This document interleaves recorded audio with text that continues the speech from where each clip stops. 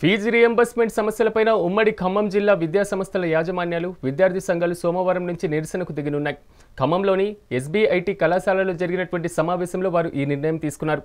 సంవత్సరాలుగా fee reimbursement నిధులు విడుదల కాకపోవడంతో కళాశాల యాజమాన్యాలు ఆర్థికంగా ఇబ్బందులు పడుతున్నామని అన్నారు. నాణ్యమైనటువంటి విద్య అందించడం కష్టంగా మారిందని ఆవేదన వ్యక్తం చేశారు. ప్రభుత్వ నిర్లక్ష్య వైఖరి వల్ల విద్యార్థులు వారి తల్లిదండ్రులు ఇబ్బందులు పడుతున్నారని పేర్కొన్నారు. సోమవారం ఖమ్మంలోని అంబేద్కర్ విగ్రహం వద్ద విద్యార్థులు ఆందోళన చేపట్టనున్నారు. ఇక మంగళవారం యాజమాన్యాలు అధ్యాపకులు ధర్నా చౌక్లో నిరాహార దీక్షకు దిగుతారని తెలిపారు. పురస్కరించుకొని ఖమ్మం జిల్లాకు సంబంధించిన డిగ్రీ, పీజీ, బీ ఫార్మసీ, అలాగే బీఈడి కాలేజీలు, ఇంజనీరింగ్ కళాశాలలు, ఎంబీఏ కళాశాల సంబంధించిన చైర్మన్ అందరూ కూడా ఈరోజు సమావేశం జరగడం జరిగింది.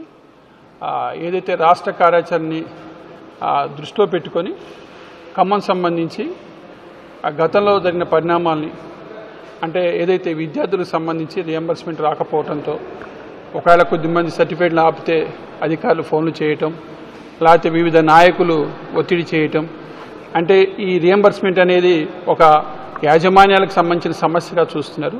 కాదు, ఇది ఈ రియంబర్స్మెంట్ స్కీమ్ వల్ల ఎంతోమంది ఈవెన్ అగ్రవర్ణాల్లో కూడా బీద వాళ్ళకు కూడా ఈరోజు ఈబీసీ పేరుతోటి ఉపయోగపడుతున్నటువంటి స్కీమ్ అది.